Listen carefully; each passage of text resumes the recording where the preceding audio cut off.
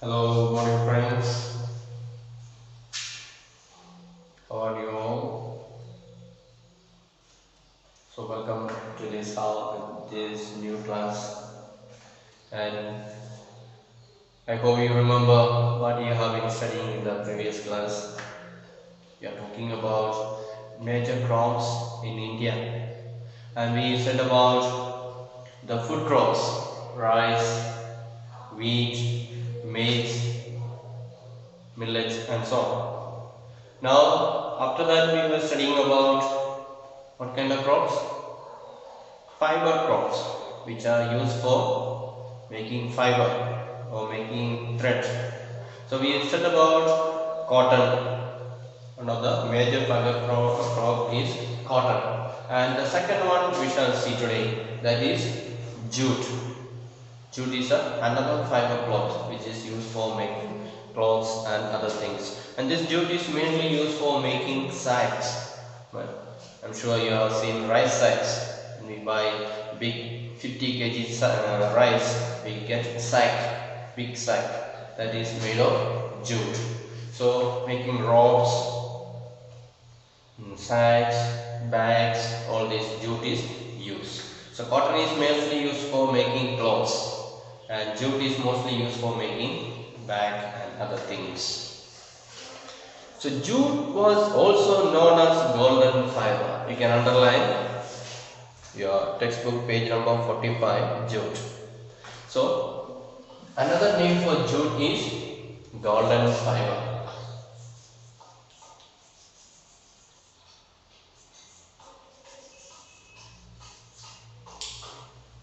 Golden fiber. Why? It grows well on alluvial soil and requires high temperature, heavy rainfall, and humid climate. So you can underline that also. What are the requirements for the growth of jute? What are they?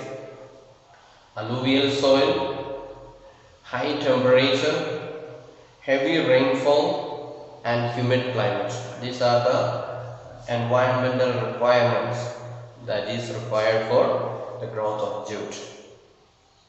So this crop is grown in the tropical area. So since it needs very high temperature, tropical region is the most suitable for the growth of jute.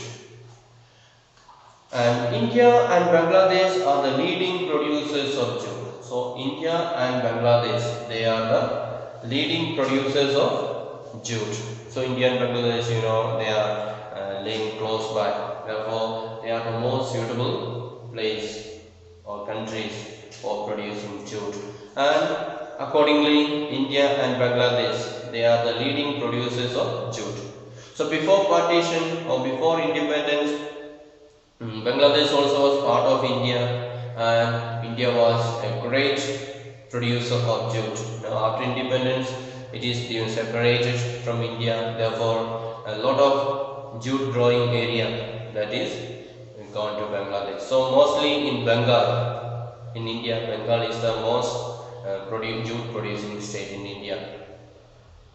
So that is we come to the end of fiber crops. Now let us see about beverage crops. Beverage, I explained in the last class what's the meaning of beverage. What is the meaning of beverage? Drinking. Beverage means that is used for drinking, coffee, tea, and so on. So let us see about coffee. How coffee is grown or where it is grown and so on.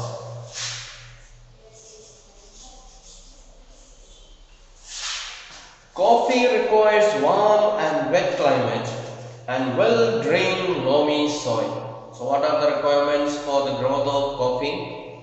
It needs warm and wet climate. So the temperature should be high and it should be wet. That means there should be enough rain also. And well-drained loamy soil. And the soil should not be locked in water. Water should be drained out. So water should not log out. It should be dry soil, but at the same time it should be rain should be there. Hill slopes are more suitable for the growth of this crop. So since we said water cannot remain in the land where the coffee is growing, water should not remain on the land, it should go down. So hill slope is the most. So as soon as the rain comes, water will flow down. So hill slopes or sloping areas are more suitable for the growth of coffee. Brazil is the leading producer, followed by Colombia and India. You can underline which is a leading producer of coffee in the world. So Brazil is a leading producer, followed by Colombia and India. India has got third position in producing coffee. So first position goes to Brazil, second one goes to Colombia, and third rank goes to India. Now another one, tea. Tea is another beverage crop.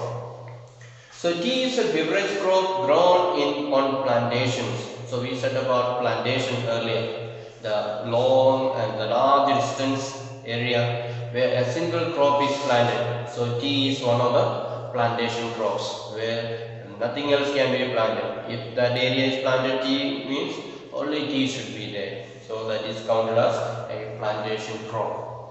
Then this requires cool climates and well distributed high rainfall throughout the year for the growth of its tender leaves. So what are the requirements for the growth of tea? It needs very cool climate and it needs well distributed heavy rainfall, high rainfall throughout the year. So it needs a lot of rain as well. So where the temperature is not very hot and the which receives a lot of rain, that area is more suitable for the growth of tea.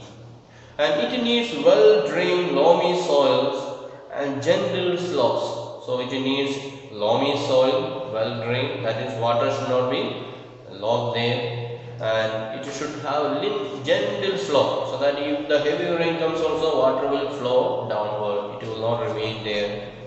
Then labor in large number is required to pick the leaves. So to pluck the leaves, you need a lot of laborers. Lot of people should be there to collect the leaves. So early used to collect with a finger, cut and take the tender leaves. Now the technology has improved, and therefore they have used different machines and techniques to collect the leaves. Therefore less labor also is enough in the present days. But olden times only used to collect with hands, cutting with fingers, and therefore they needed plenty of workers to do collecting of the leaves. And Kenya, India, China, Sri Lanka produce the best quality tea in the world. So the best quality tea is produced by Kenya, followed by India, then China, Sri Lanka. So these are the countries in the world producing the best tea in the world. So we can be proud that our country is also in the list producing the best quality tea. Then you see in the column some information is given there, page number 45. First about maize. Maize is also known as corn. So you can underline another name for maize is corn. Various colorful varieties of maize are found across the world. I am quite sure in most of your houses there may be cultivation of maize or corn, and you will see different types. Some have got yellowish color, some are brown color, some are coffee color. So different colors, variety of colors are there. You can see in the picture also, a variety of colors are there about the maize. Then below that, interesting fact. Who discovered the coffee plant? So that's a story about how people started using coffee plant for the first time. Let's see how is it. There are different versions about the discovery of coffee. In about AD 1850, Kaldi, an Arab goat herder who was puzzled by the queer antics of his flock, tasted the berries of the evergreen bush on which the gods were feeding, and on experiencing a sense of exhilaration, he proclaimed his discovery to the world. So the use of coffee was found out very accidentally. So in 850 AD, the first century, there was a Arab herder. Herder means looking after the animal. He was feeding the sheep and he was a shepherd. So he was going out to feed his sheep, and suddenly he saw there is some kind of cure antics in his flock. So the goats were eating some kind of leaves, and suddenly he saw there were some kind of funny behavior was there. Funny behavior among the goats. And so he went and observed what kind of leaves are they eating. And he also began to eat that leaf. And he was able to feel a sense of exhilaration. Exhilaration means cheerfulness. After eating that coffee leaves, or that tree leaves, or that plant leaves, he was able to feel some kind of cheerfulness in within himself. That's why his sheep also were very happy after eating that leaf.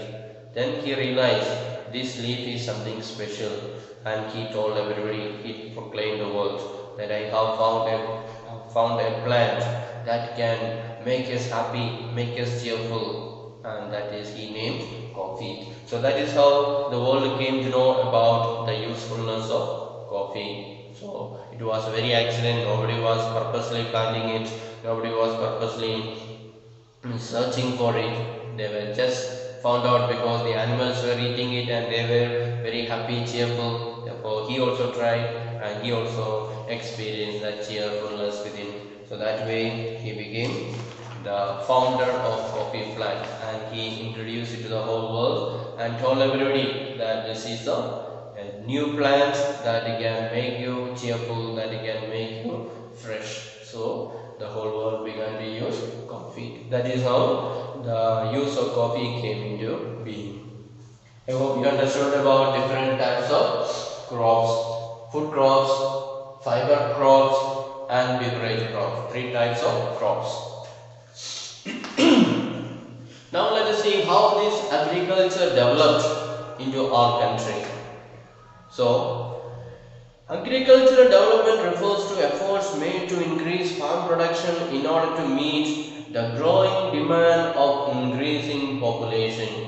So what does this agricultural development mean? Agricultural development means we have to increase the production of the agriculture. We plant so many things, the food crops, the beverage crops, all these we have to increase the production. Why?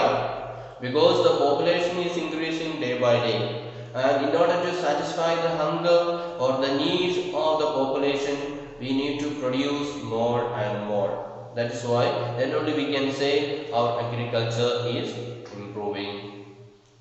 This can be achieved in many ways, such as increasing the crop area, the number of crops grown, improving irrigation facilities, use of fertilizers, and high yielding variety of seeds. You can underline. How can we achieve agricultural development? What are the means? First one is increasing the crop area. That means where we are cultivating, if we are cultivating only in 1 acre, cultivate in 2 acres. So increase the area of cultivation. Then number of crops grown. So if you are growing only 1 crop in a year, try to cultivate 2 times, 3 times. So we studied early, that is the crop, intensified crops. So instead of cultivating only once in a year, cultivate 2 times or 3 times. Then we will be able to produce more. So that is mainly for commercial purpose we said. So start that commercial farming. Then improving irrigation facilities. So if you want to cultivate 2 times or 3 times, then there should be irrigation facility. Without water, crops cannot grow. Therefore irrigation facility should be improved. And use of fertilizers. And if you cultivate too many times, the soil become unfertile, less fertile, and therefore we will have to put a lot of fertilizers there. We have to use new fertilizers. And also we have to use high yielding variety of seeds, and we have to use good seeds, good quality seed. The better the seed that we use, the better will be the production. We know most of us are using only traditional seeds, not high yielding variety of seeds. That's why it is yielding very less. So if you use high yielding variety of seeds which can be purchased from the shops or the government shops, agents are there, they will supply. Krishi officers are there, so you can go there and purchase from the agricultural farms, agricultural offices, and then we will be able to cultivate more. So if you use these methods, then we will be able to get better production. And mechanism of agriculture is also another aspect of agricultural development. The ultimate aim of agricultural development is to increase food security. So we have to use mechanization. Mechanization means using machines. So if you are using traditional method of plowing, weeding, all that, then it will take long time. Our planting will be very slow. So if you use machines for plowing the field, if you use chemicals for killing the weeds and so on, and harvesting, then lot of machines are available, and we can save plenty of time. We will be able to cultivate faster, and our aim is to develop to increase the food security. So we have to produce sufficient food for the country, for the people, because our population is very high. Therefore we can improve. We have to produce more to satisfy the hunger of all the people in our country. Then agriculture has developed at different places in different parts of the world. So agriculture is practiced in different parts of the world, and it is developed. All the people are not doing the same way cultivation. Some do in one way, another do in another way, and so on. So developing countries with large population usually practice intensive agriculture, where crops are grown on small holdings mostly for subsistence. So the developing countries, the countries that are not yet developed, like India, which are on the way to develop, what kind of cultivation do? We do the intensive agriculture. We have a small plot of land and we cultivate several times there. So mainly for subsistence. We studied in the last class what is subsistence. Not meant for selling, but meant for our own purpose, our own home use. That is called subsistence cultivation. So our farmers, most of them are doing subsistence farming. They go on cultivating several times, one after another, for family use. That is how they survive. And larger holdings are more suitable for commercial agriculture, as in USA, Canada and Australia. With the help of two case studies of farms, one from India and the other from the USA, let us understand about agriculture in the developing and the developed country. So we said how people in different parts of the world are cultivating differently. We said in India people are mostly cultivating subsistence farming. And let us now compare two countries. One is our own country, India, how people are cultivating in India. And let's also see people in America, the farmers in America, how are they cultivating? What is the difference between the way of cultivation in India and the way of cultivation in America? Let us see the difference. Before that, you can see there is a small column given there. See the example. Food security exists when all people at all times have access to sufficient, safe and nutritious food to meet their direct needs and food preferences for an active and healthy life. So that is the meaning of food security.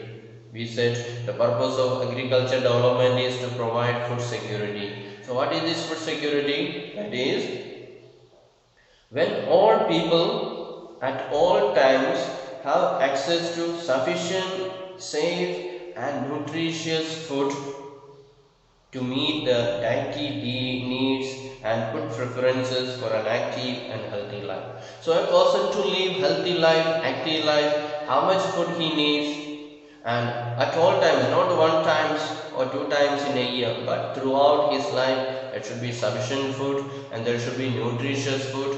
Then that should be able to make him healthy, and the food that he eats should be safe. So these are the requirements that is needed in order to achieve food security. What are they? Sufficient food, safe food and nutritious food. So food should be sufficient, should be safe and it should be nutritious. so that it will make him healthy and he will be able to do his daily works. That is what is required. Now let us compare about how people in India are cultivating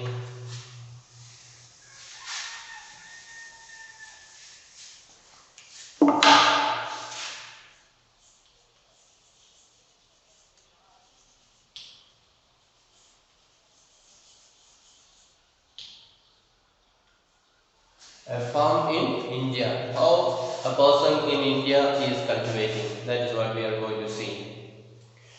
So there is a small village Adilabad in Ghazipur district of Uttar Pradesh. And Munna Lal is a small farmer in this village who has farmland about 1.5 hectares. So we are talking about a farmer in Uttar Pradesh and he has got a small plot and 1.5 hectares. His house is in the main village. He purchases high-yielding variety of seeds from the market every alternate year.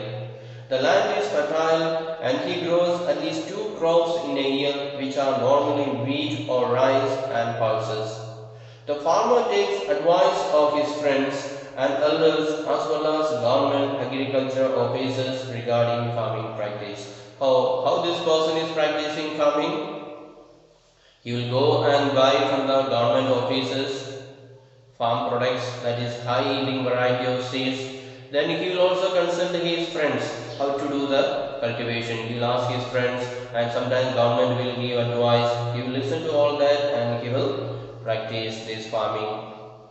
And he takes a tractor on rent for ploughing his field. Though some of his friends still use traditional method of using bullocks for ploughing.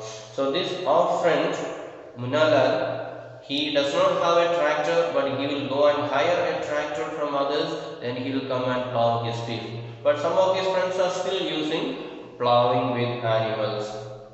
There is a tube well in the nearby field which he takes on rent to irrigate his field. And nearby there is a well, tube well, and from there he will pump water. He has to pay money to that owner of the tube well. So he will pay money, rent, and then he will irrigate his garden, his land. And Munnalal also has 2 buffaloes and few hens. And he sells milk in the cooperative store located in the nearby town.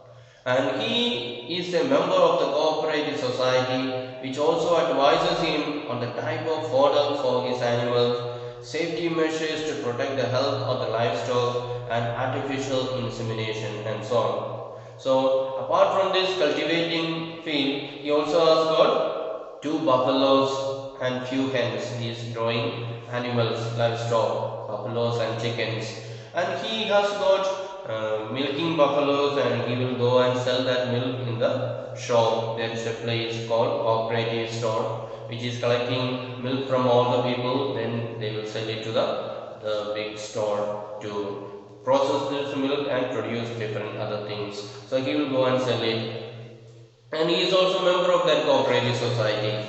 And therefore, he will get a lot of advice from this society how to grow animals, which are the things, which are the good food that is needed for the animals so that they will produce more milk and so on. Then safety measures and protect the health of the livestock, how to keep them safe from getting sicknesses and how to provide artificial insemination and so on. That is to get better breed, get better baby, how to give this insemination, artificial one. Now all the members of the family help him in various farm activities.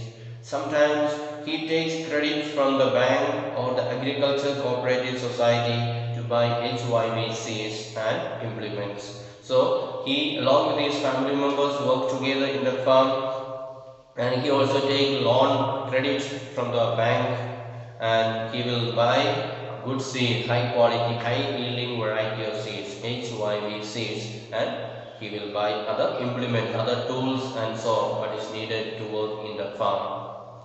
Then he sells his produce in the mandi located in the nearby town. Since majority of the farmers do not have storage facilities, they are forced to sell the produce even when the market is not favorable for them.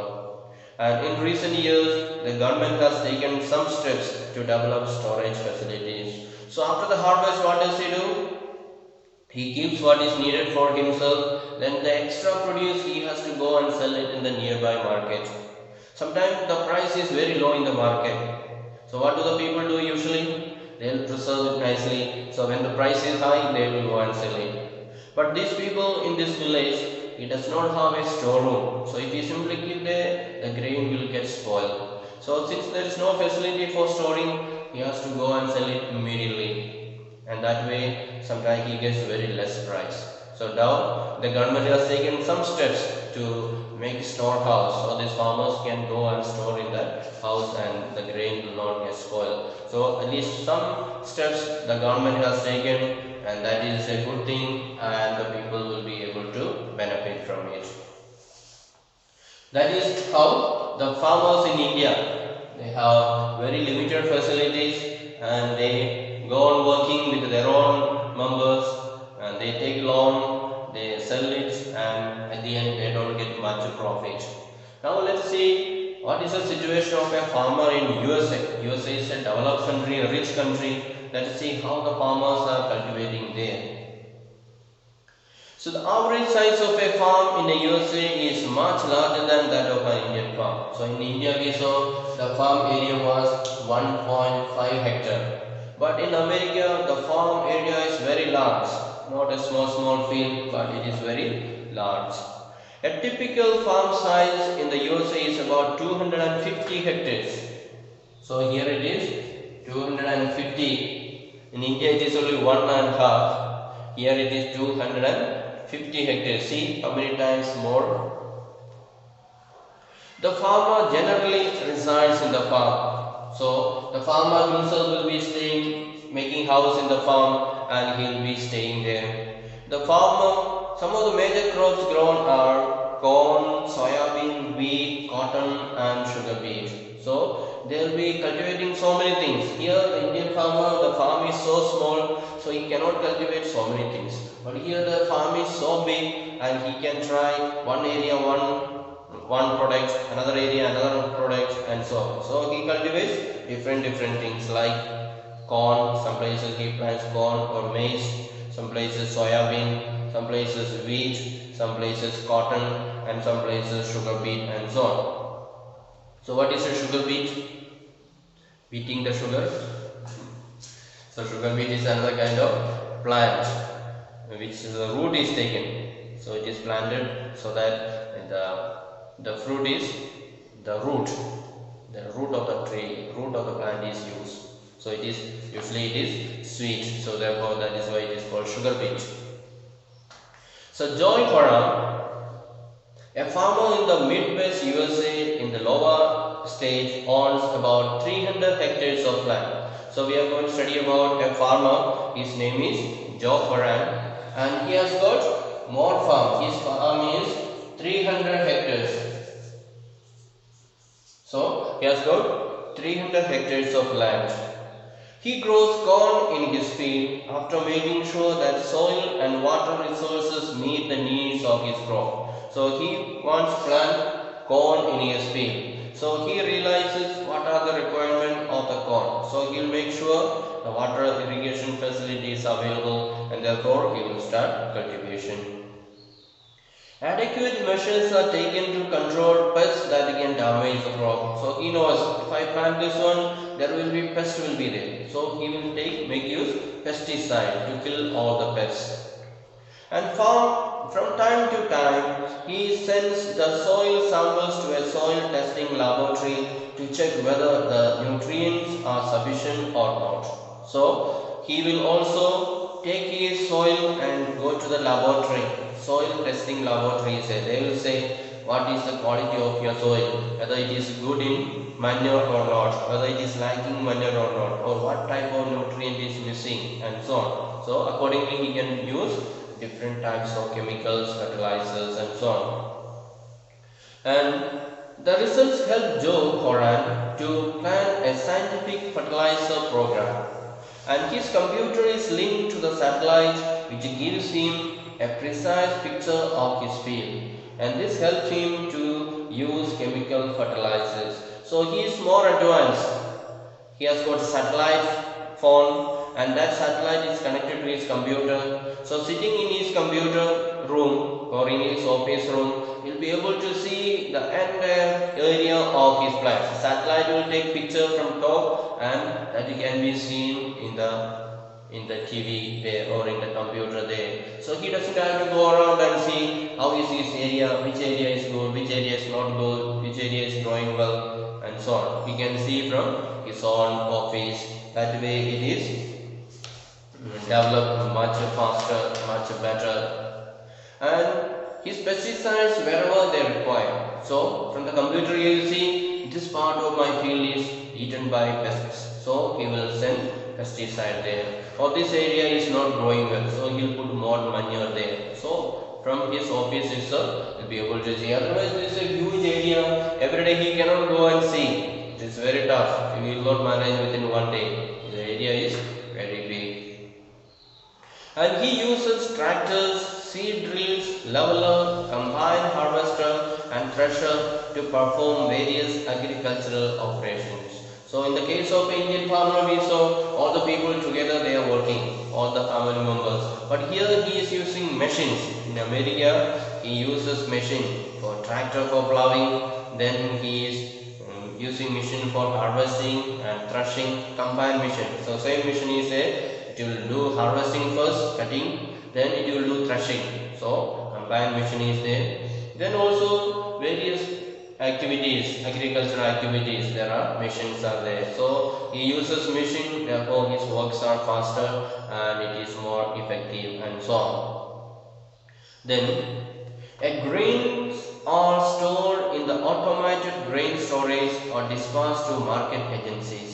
So after the harvest, he will see what is the market rate. If the market rate is high means he will go and sell. If the market rate is low means he will go and keep down. He will sell it afterwards. So he has got lot of storage facility. But in the case of Indian farmer, there is no storage facility. They are forced to sell immediately. So but in America it is different. And the farmer in USA works like a businessman and not like a peasant farmer. So in America, to be a farmer means is a big fellow, a big officer like, big businessman like, because he is managing so many things. But in India, when we say he is a farmer, we feel shy to say, oh my father is farmer. It's not. Quite many people they feel shy to say, my father is farmer. So, but in America, farming means he does very well and he gets good profit, and therefore he is proud to say I am a farmer.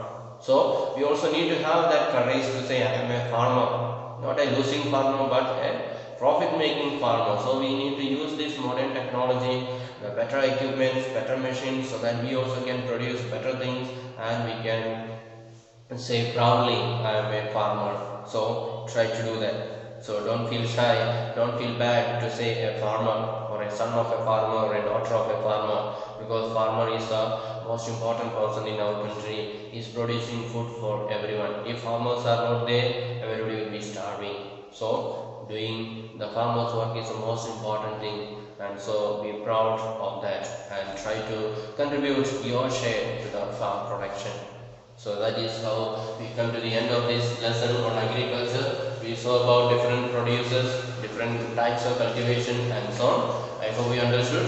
So read nicely, try to understand nicely and try to underline the important points and try to learn it also. Now let's also see a few exercises that is given at the end of lesson. Just fill in the blanks. Tick the correct answer. Second question. Horticulture means, what is horticulture? You remember? Horticulture means growing of fruits and vegetables. Then second one. Golden fiber refers to, today only we study it. What is golden fiber? Jute. Then leading producers of coffee. Which country? That also we just studied now. Brazil. Brazil is a leading producer of coffee. So other things I will send you in the WhatsApp, so you will be able to copy it down. Okay. So thank you. Have a nice day. Bye.